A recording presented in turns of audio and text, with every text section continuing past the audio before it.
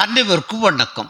இந்தியாவில் தடை செய்யப்பட்ட பயங்கரவாத அமைப்பான பாப்புலர் ஃப்ரண்ட் ஆஃப் இந்தியாவின் அரசியல் பிரிவான எஸ்டிபிஐ கட்சியுடன் நீடித்த நிலைத்த ஆழ்ந்த அரசியல் உறவை வைத்திருக்கும் அதிமுகவின் ஒருங்கிணைப்பாளரான எடப்பாடியார் அண்மையில் செய்தியாளர்களை சந்தித்த போது தன்னுடைய அரசியல் எதிரியான திமுகவுடனும் மதவாத சக்தியான பாஜகவுடனும் ஒருபோதும் கூட்டணி கிடையாது, ஆனால் பிற கட்சிகளுடன் கூட்டணி அமைத்து வருகின்ற தேர்தல்களில் போட்டியிடுவோம் என்று கூறியிருந்தார். அதன் தொடர்ச்சியாக தமிழக வெற்றி கழகம் என்ற கட்சியை ஆரம்பித்துள்ள நடிகர் ஜோசப் விஜயுடன் கூட்டணி குறித்து அதிமுக பேசி வருவதாகவும், சட்டமன்ற தேர்தலில் தங்களுக்கு 80 இடங்கள் வேண்டும் என அவர்கள் கிடுக்கிப்பிடி போட இவர்கள் அதற்கு சம்மதிக்க மறுக்க கடைசியில் யாருடனும் கூட்டணியே இல்லை என நடிகர் ஜோசப் விஜய் முடிவெடுத்திருப்பதாகவும் செய்திகள் வெளியாகின.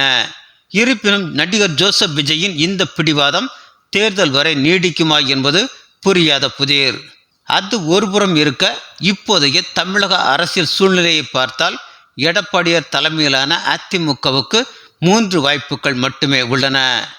ஒன்று, அண்ணாமலையின் தலைமையை ஏற்று பாஜக கூட்டணி என்றால் எடப்பாடியாருக்கு அதிமுக கட்சி தலைமை என்ற வேட்டியும் துணை முதலமைச்சர் என்ற மேல் தொண்டும் கிட்டும். ஒருவேளை தமிழகத்தில் பாஜக கூட்டணியால் ஆட்சி பிடிக்க முடியாவிட்டாலும் கௌரவமான இடுப்பு வேட்டி எடப்பாடியாருக்கு உறுதி. இரண்டாவது, நடிகர் ஜோசப் விஜயின் தலைமையை ஏற்று தமிழக வெற்றி கழகத்துடன் கூட்டணி அமைத்து போட்டியிட்டால் அதிமுக கட்சி ஒரு சில இடங்களை பெற்று தப்பிக்கலாம். ஆனால் எடப்பாடியாரின் வேட்டி அவிழ்ந்துவிடும், அதாவது தலைமை கைமாறிவிடும். மூன்றாவது, எடப்பாடியாரின் தலைமையில் தனித்து போட்டி என்றால் அதுவே அதிமுகவின் இறுதி தேர்தலாக இருக்கும். வேட்டி மட்டுமல்ல, உள்ளாடைகளும் தமிழக வாக்காளர்களால் உருவப்படும். அதன்பின் நிலைமை அந்தோ பரிதாபம்தான். என்ன செய்ய போகிறார் எடப்பாடியார் என்பதை பொறுத்திருந்து பார்ப்போம். நன்றி.